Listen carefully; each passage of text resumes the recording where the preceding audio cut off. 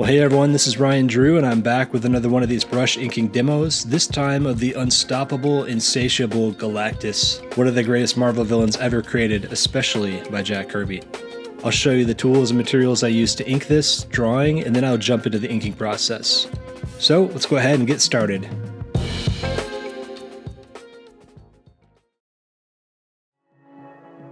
So I'm using this paper that's a little bit thicker. It's not as thick as cardstock. It goes to the printer pretty well. And I just print the illustration out on the front of it there, dark enough so that you guys can see it on camera. And it's really good. It holds ink pretty well. And I can ink right on top of it. I'll be using my Winsor Newton Series 7 Kolinsky Sable brush, size 1. It works pretty well for this size, 8.5 by 11. And it's just the right amount of ink that I need. I'm also going to be using my Tachikawa G pen nib and pen holder later on in the drawing to ink some of the finer details, mechanical details, things like that in the background.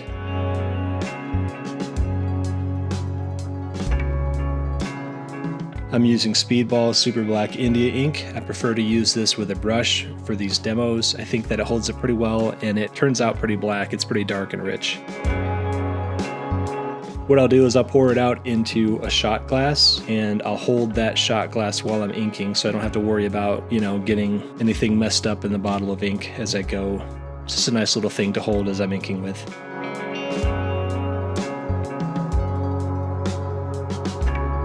Later on, I will be using this pen cleaner, which is basically isopropyl alcohol, and I'll use this to dip my pen nib into to clean it off, to clean that excess ink off of it.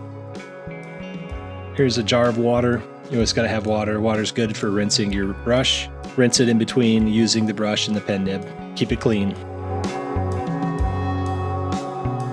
I've also got an artist glove that I use when I'm inking. I don't like the feeling of my bare palm going across the paper. So I put this guy on and it just helps the process go a lot smoother. It just feels a lot smoother. Helps me get nice, smooth lines, I think. And I always like to warm up a little bit before I start inking, do a little bit of exercises, get some nice brush strokes going, do some nice curved lines, straight lines, dots, different types of techniques to just warm up and work through before you start on the actual piece. It just helps you. Take a few minutes, maybe 5 minutes or so, 5 to 10 minutes, and do some nice warm-up exercises so that you feel warmed up and your hand feels loose and limber enough to do a lot of these lines as you're inking. And you'll feel more confident.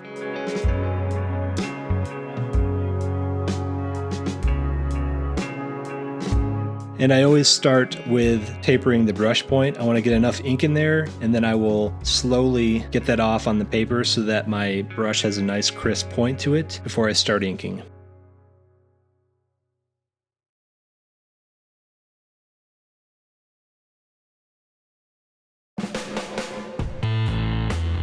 So if you've seen the previous inking demos I've done, I like to start with inking the character's eyes first. I'll do the eyes first and the face. My opinion, I think I want to nail down the expression of the character first, and then I'll go out from there. I'll do the rest of the body, the contour, and then the interior lines. So I'll start with the face. I'll make sure I do that as best as I can first, and then I'll start going from there.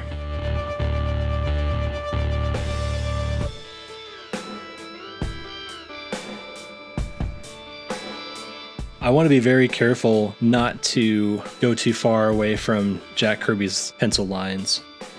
This is why I want to make careful to taper the brush point, what I was showing you earlier. You want to get nice crisp detail on the face. You want to make sure that you're not missing any detail in the face there.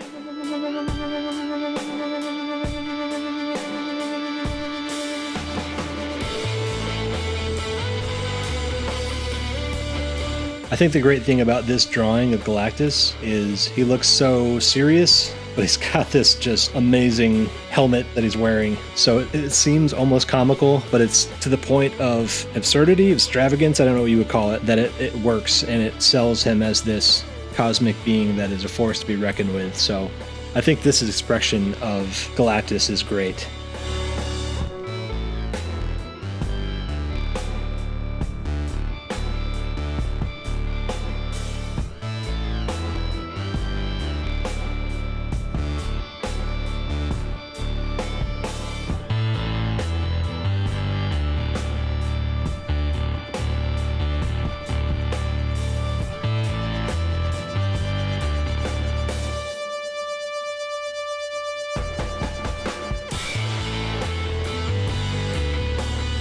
So my method really is to start with the face first, the head first, and then I'll move out and I'll start doing the contour lines, the shape lines of the body. But I'll also jump in here and do some of the really cool, interesting interior lines too.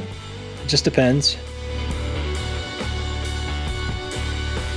I do like to save the thicker, dark, black parts of inking for later. But for now, what I'm focused on is really trying to nail down those lines that Jack Kirby put down. I think we all kind of like the inkers who inked Kirby's work where they followed his pencil lines as faithful as possible, so that's what I'm trying to do here, even though I'm like beginner of beginners here. But that's still my aim. I'm trying to faithfully follow all the line work that he has there on the page. That's why I think it's important to taper your brush point first so that you have a nice crisp point on your brush that you can ink those fine, thin detail lines with. When you're inking those fine lines, you're using the tip of the brush, not the thicker part of the brush. You want to do those thin lines with the tip of the brush first so that later on when it comes to those thicker areas, you can just mash into it and fill those spots in really nicely.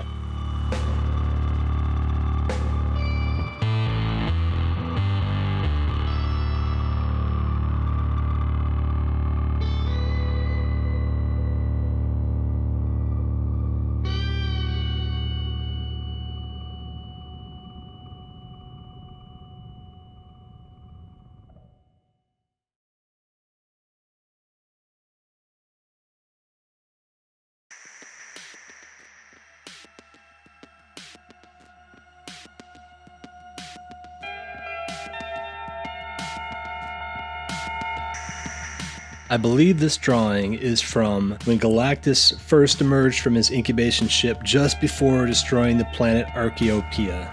You guys can fact check me about that. I'm not sure exactly where I came across that information, but I wrote that note down. But I think this is supposed to be right before he emerges from his ship and destroys the planet, absorbs the energy from the inhabitants of Archaeopia. The drawing is dated 1969, so it's not too long after Kirby created Galactus, I think in '66, especially starting with the Galactus trilogy, which introduced the character in issues 48 through 50 of the Fantastic Four comic series.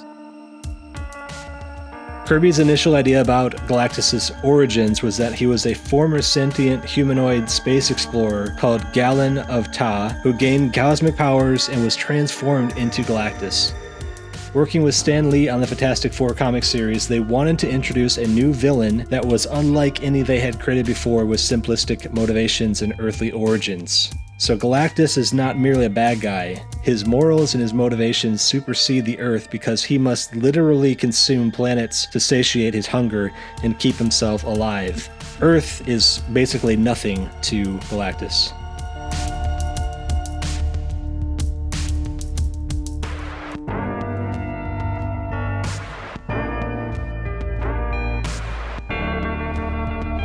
Kirby credits his creation of Galactus as being inspired by the god of the Bible. In a 1987 interview with Harlan Ellison, Kirby discusses his inspiration for creating Galactus in the Silver Surfer. Kirby mentions that he didn't want to come up with any more stereotypical characters. He had to find something with more stakes than the typical gangster. Kirby says, "And of course, I, for some reason, went to the Bible. I came up with Galactus, and there I was in front of this tremendous figure who I knew very well because I've always felt him and I certainly couldn't treat him in the same way that I would any ordinary mortal. And I remember in my first story I had to back away from him to resolve that story." I quoted from this interview in a previous video for the Silver Surfer, but basically Kirby was not content to just create Galactus and have him show up and wreak havoc on Earth. Kirby felt that someone as grand as Galactus would need a herald to go before him and announce his arrival, which Silver Surfer does in issue 48 of the Fantastic Four comic series in 1966. In that same interview, Kirby continues to say that the Silver Surfer is the fallen angel, and when Galactus relegated him to Earth, he stayed on Earth, and that was the beginning of his adventures, and they were figures that had never before been used in comics. They were above mythic figures, and of course, they were the first gods. I'll include a link below in the description to this interview on YouTube so you can watch the whole thing if you're also interested in what Kirby had to say about his inspiration behind Galactus and his other characters.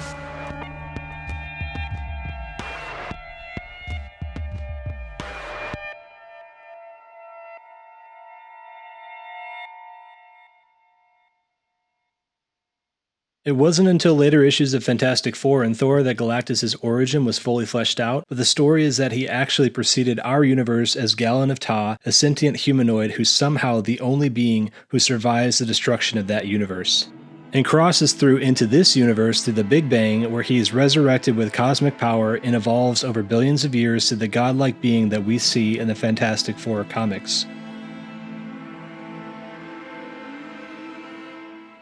Once he awakens, he finds that he must sustain his energy and life force by draining planets of all sentient life, so he conquers planets not out of mere malice, but in order to keep himself alive as he travels throughout the cosmos. In the opening splash page of Fantastic Four number 50, Galactus rebukes Silver Surfer's attempt to reason with him and spare the human race. Galactus responds by comparing devouring Earth to stepping on an anthill, of how little consequence are mere humans to him, while Silver Surfer rebels and decides to stand with humans against his master.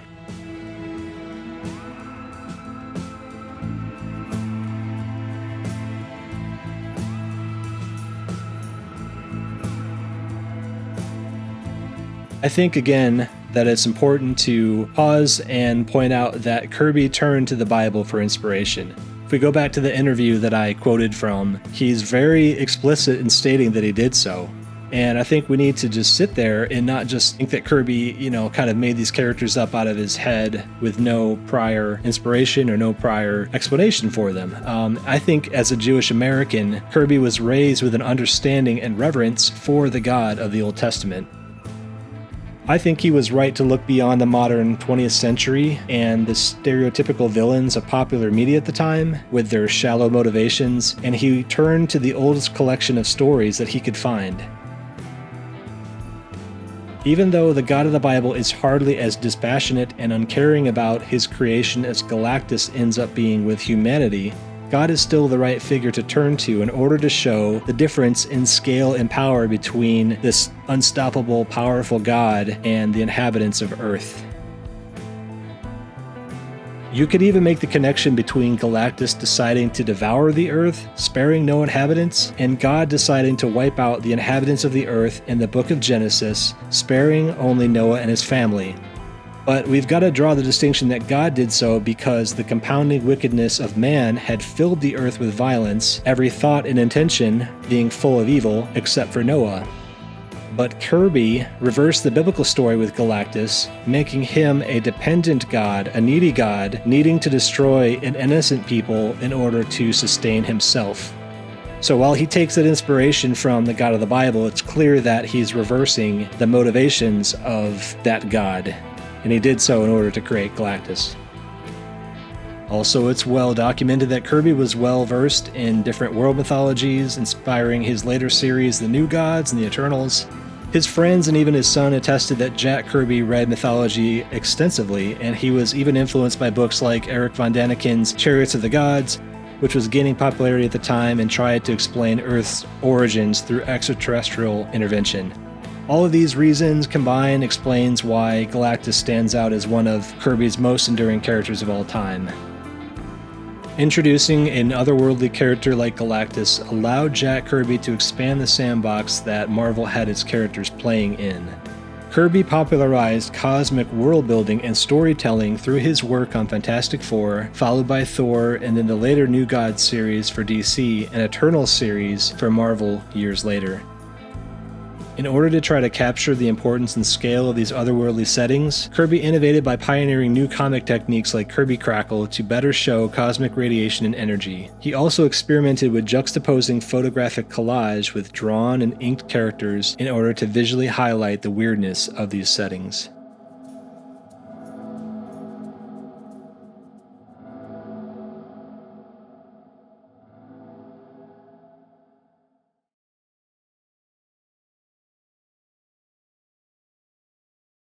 So you had seen earlier that I switched from using a brush over to my Tachikawa G pen nib, and I did that in order to be able to ink the very fine mechanical lines of Galactus' ship and some other details there in the background, like the planets and things.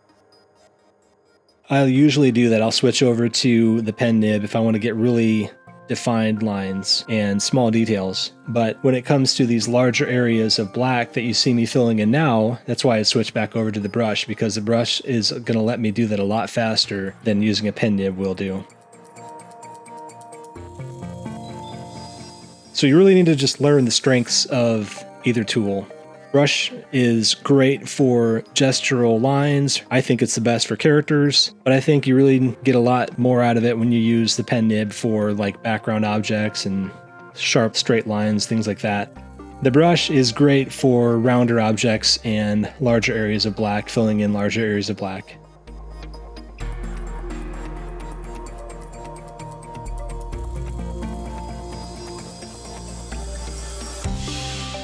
This process is kind of time consuming. It takes a while to get in there and make sure you're getting all those areas of black without completely just going over some of those smaller details. But I think that when you take the time to define those shapes with black ink, it makes the rest of that illustration stand out better.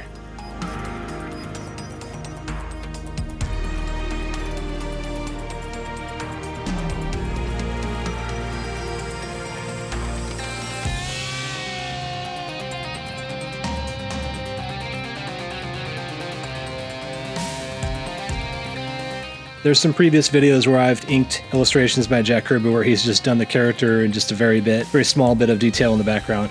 This is one of those where he's like going all out and he's putting a lot of detail in the background, all these planets and stars and galaxies, and also a lot of detail in the ship. And it's got this really cool otherworldly feel to it that a lot of his character sketches don't have.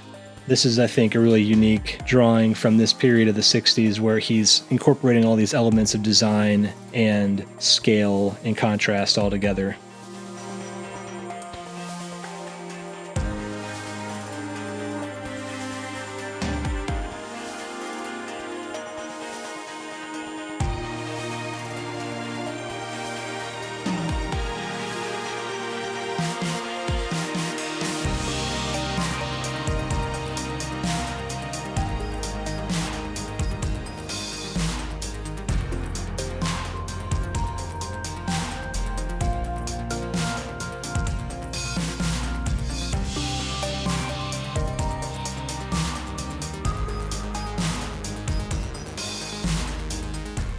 Alright, let's go ahead and do some Kirby Krackle technique here. In the last video I showed you guys, I take the end of the brush and I dip it into the ink and then just dab that around the paper where you have those different circles.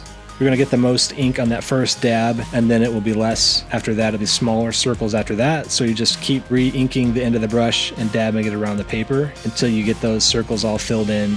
It takes a while, but once you do it, the end result is really great. So I kind of like this technique. I think I'll use it from now on.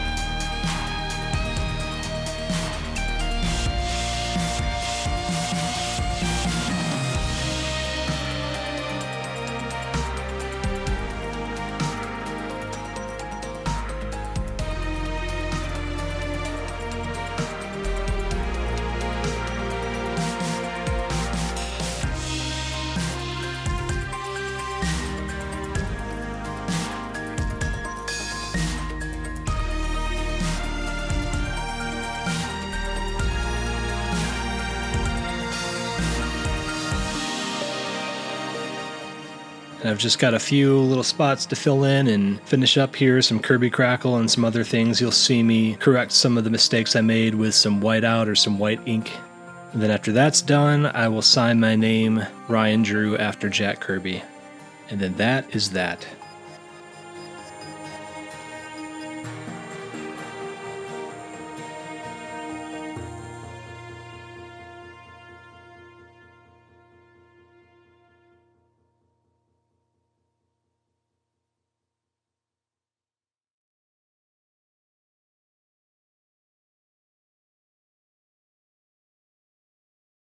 I picked this drawing of Galactus from 1969 because even though it's a few years removed from his introduction in the Fantastic Four, it shows a great amount of development in the design and scale of Galactus.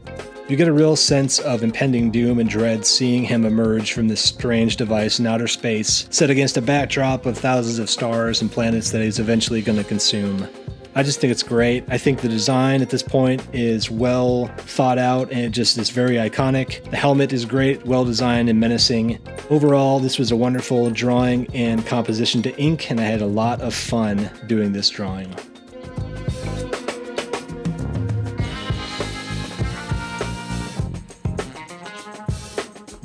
Well, thank you guys once again for watching this video, sticking with me to the end. Thank you if you've watched any of the other videos I've done of inking Kirby characters. I think that I have learned a lot inking with a brush, and it's been about a 1.5 year process of just going through these videos and having fun doing them for you guys. I hope that you are also inspired to learn to ink with a brush as well, and I hope that you've gotten a lot out of these watching these videos.